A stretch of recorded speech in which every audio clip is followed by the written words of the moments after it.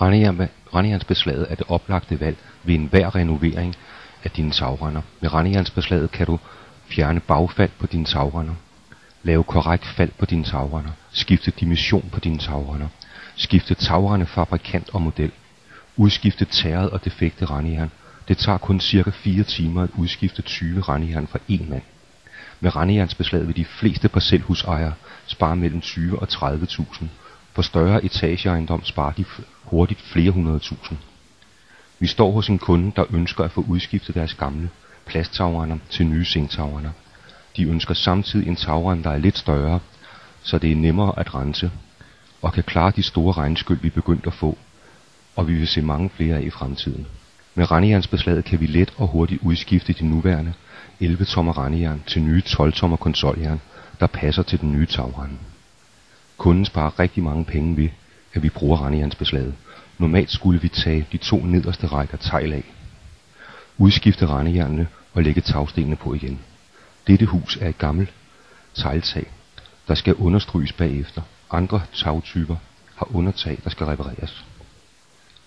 Taget vil næsten altid bære præg af en reparation efter denne omgang. Hvis vi skal prøve at sætte tal på besparelsen, vil det være 2 mand i 1,5 dag af 7,5 timer per dag. I alt 22,5 timer af 450 kroner per time. Det giver 10.125 plus moms. Det giver igen 12.656,25 med moms. For den ene side af huset, altså 25.312 kroner 50 øre. For begge sider af huset. Det er rigtig mange penge, denne kunde sparer. Plus taget står helt urørt. Vi starter med at fjerne den gamle tagrende og nedløb. Vi tager nu vores konsoljern med rendejernsbeslaget på og bruger til at se, hvor vi skal skære det gamle rendejern over. Vi markerer med vilje det gamle rendejern et par centimeter for langt. Vi skærer nu det gamle rendejern over.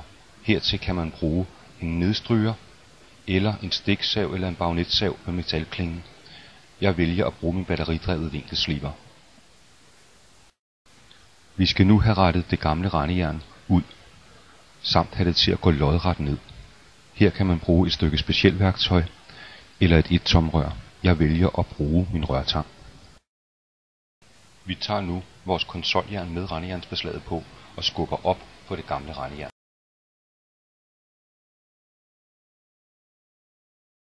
Vi har nu mulighed for at justere konsoljernene op og ned for at skabe det rigtige fald på tagrenden. Vi skal bruge rendejernsnoren til at justere forkanten af konsoljernet, så sidder på en lige række, og vi bruger vores lange vatterpas til at opnå et korrekt fald på tagrenden. Nu hvor alle konsoljernene sidder korrekt, afmærker vi nu hullet i konsoljernet på det gamle rendejern, plus vi også afmærker den korrekte længde af det gamle rendejern. Vi er nu klar til at fjerne konsoljernet igen for at lave den endelige tilpasning af det gamle rendejern. Vi skærer nu den sidste overflødige stump af rendejernet og borer vores hul til den bærende bolt.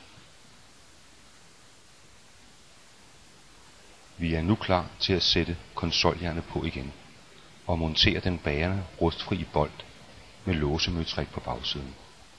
Det var let, enkelt og hurtigt, cirka 12 minutter per rendejern. Her var 19 rendejern til 15 meter tagrende, og det tog cirka 4 timer for én mand.